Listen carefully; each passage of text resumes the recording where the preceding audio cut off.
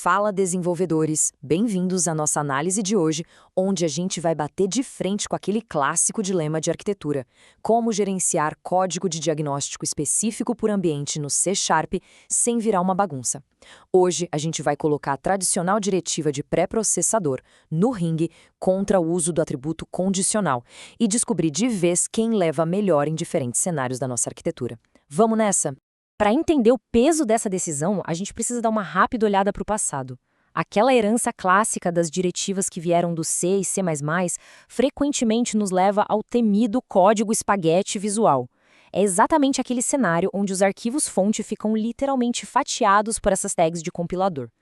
Sim, usar essas diretivas funciona, mas o preço arquitetural que a gente paga é altíssimo.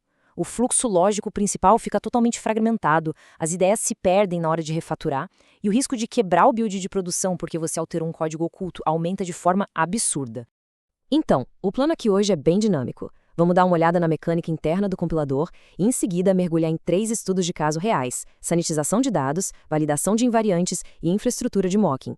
Para fechar, a gente monta um guia de decisão definitivo para você usar no dia a dia. Beleza, começando pelo começo, vamos abrir o capô e ver como a mecânica do compilador funciona no modo release.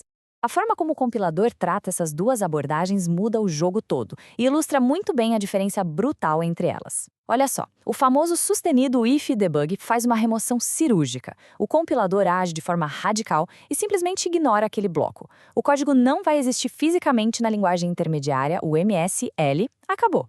Já o atributo conditional faz um verdadeiro truque de mágica. O método em si continua lá, ele é compilado e vai parar no assembly. A mágica rola no momento da chamada. O compilador varre o seu código e arranca todas as chamadas para ele se o símbolo de debug não estiver ativo.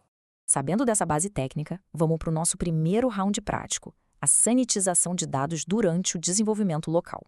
Imagina o caos que seria vazar dados reais de transações ou cartões no ambiente de produção. Ninguém quer essa dor de cabeça, certo? Para isolar aquele logzinho esperto no console com segurança, a receita é muito simples. Passo 1, você joga a lógica do log no método void separadinho. Passo 2, decola esse método com um atributo. E por fim, o passo 3, faz a chamada direta, super limpa, no fluxo principal. E o contraste no código principal é gritante. Se a gente usar as diretivas clássicas, a lógica financeira fica super poluída, quebrando totalmente a leitura de quem tenta entender a regra de negócios. Em compensação, usando o atributo, você mantém uma leitura contínua, elegante. E lembra daquele detalhe da compilação? Como essas chamadas desaparecem no MSL em produção, a gente garante segurança total com impacto absolutamente zero na performance. Agora, avançando para o nosso segundo caso prático, vamos falar sobre validar os motores internos sem destruir a experiência do usuário.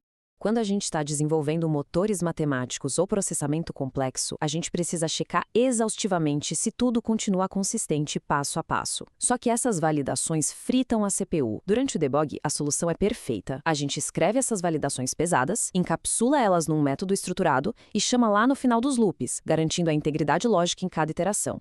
Mas o que literalmente explode a cabeça aqui é como o compilador JIT atua lá na produção. Ele simplesmente apaga as chamadas desse método validador de dentro do loop complexo. Isso assegura que o seu motor de cálculo rode na velocidade máxima do hardware, sem nenhum gargalo. Agora, tentar replicar isso entupindo um loop com blocos de if debug ia te dar um código horrível de manter e um risco imenso de esconder um erro de sintaxe bobo que só ia estourar na cara de quem fosse rodar o build de release. Chegamos ao nosso terceiro caso: infraestrutura de mocking e desvios para testes integrados. Na hora de testar localmente, a gente não vai ficar mandando SMS real para cliente ou estourando o limite de API externa, certo? É preciso bypassar essa infraestrutura. E para o fluxo fazer sentido, a gente geralmente precisa retornar um status falso ou uma string mocada nesse desvio para satisfazer a arquitetura do serviço. E é exatamente aqui que temos uma reviravolta gigantesca. O nosso tão elogiado attribute ou conditional cai do cavalo. Por quê? Porque ele exige de forma irredutível um retorno do tipo void. Ele não permite devolver essas strings ou status de mock e não funciona em implementações diretas de interface. Então, para esse caso de uso, a velha diretiva if debug vence o duelo de lavada. Só ela permite criar essas ramificações isoladas que alteram de verdade o fluxo de retorno com base no ambiente que está sendo compilado. Maravilha! Juntando todas essas peças, vamos destilar isso num guia de decisão prático.